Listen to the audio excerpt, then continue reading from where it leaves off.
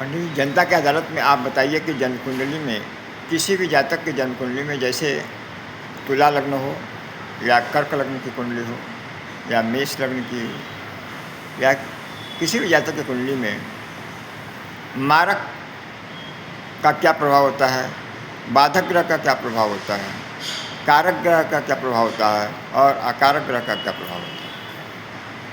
आपने बहुत अच्छा प्रश्न किया। किसी भी जातक की कुंडली में आपने प्रश्न किया कारक ग्रह कौन से होते हैं, कारक का क्या महात्म्य होता है।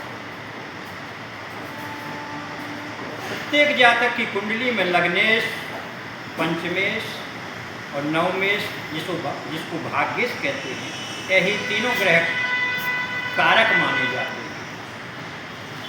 आपने प्रश्न किया बाधक ग्रह के विषय में, तो हमारी जो राशियां हैं, लग्न जिसे जन्म कुंडली में बोलते हैं, तो राशि 3 प्रकार की होती हैं, चर, स्थिर और द्विस्वभाव। किसी जातक का जन्म जब चर लग्न में होता है तो उसका बाधक ग्रह एकादशेश होता है। जब किसी जातक का जन्म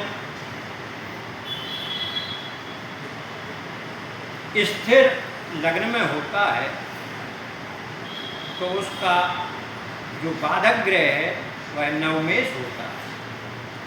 जब किसी जातक का जन्म द्विस्वभाव लग्न में होता है तो उस जातक का जो बाधकेश है, बाधा उत्पन्न करने वाला ग्रह, वह सप्तमेश होता है। दूसरा प्रश्न आपने किया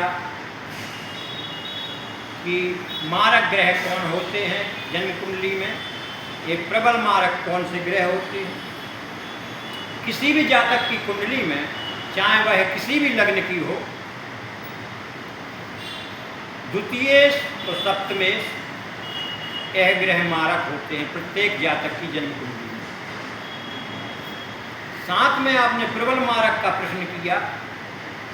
प्रबल मारक जो होता है, हमारे जन्म कुंडली में लग्न को छोड़ दीजिए तो द्वितीय स्थान, तृतीय स्थान, षष्ठ स्थान, सप्तम स्थान, अष्टम स्थान और